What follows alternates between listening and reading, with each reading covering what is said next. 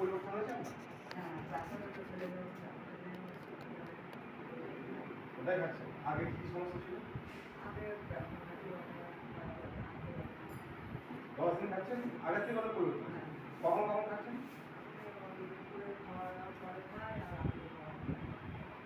তোমার জন্য একটা ক্লাব চাইবো। এখন অনেক ভালো আছেন প্রোবেরিটা। তুমি কি করেছিলেন? প্রোবেরিটা নিয়েছিলেন। প্রোবেরিট এমআরপি কত? 4000 টাকা। ডিডি কত? 2499। আপনি 4 খানা আরপি পয়েন্ট পেয়েছেন আপনার ওয়ালেটে, যেটা স্যার দেখাচ্ছিলেন না, এই একটা সময় টাকা আপনি 4টে আরপি পয়েন্ট আপনার ওয়ালেটে আছে।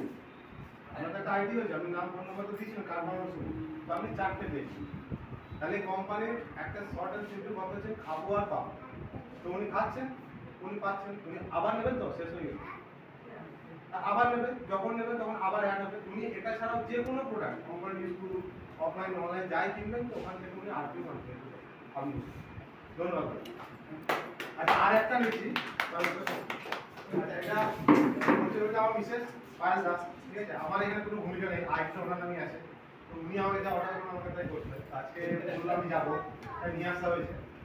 আচ্ছা, আমি মিসেসের কিছু সমস্যা ছিল, যেটা কার্ন রিলেটেড যা হয়, তো থাইরয়েডে একটা ডিস্টার্ব ছিল।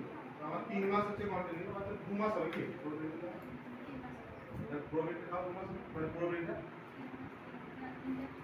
3 নম্বর। তো মাঝে রিসেন্ট আমরা কতদিন চিন্তা করছি ব্লাড টেস্ট করবো,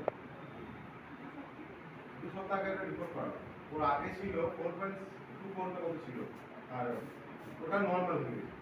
আমি তখন বুঝলাম যে পাওয়ার অফ প্রোবেরিট পুরো থাইরয়েড নর্মাল, ডাক্তার বললাম মেডিসিন দরকার। এটা অন্য কোনো অপশন আমরা পেতাম না, পাইনি।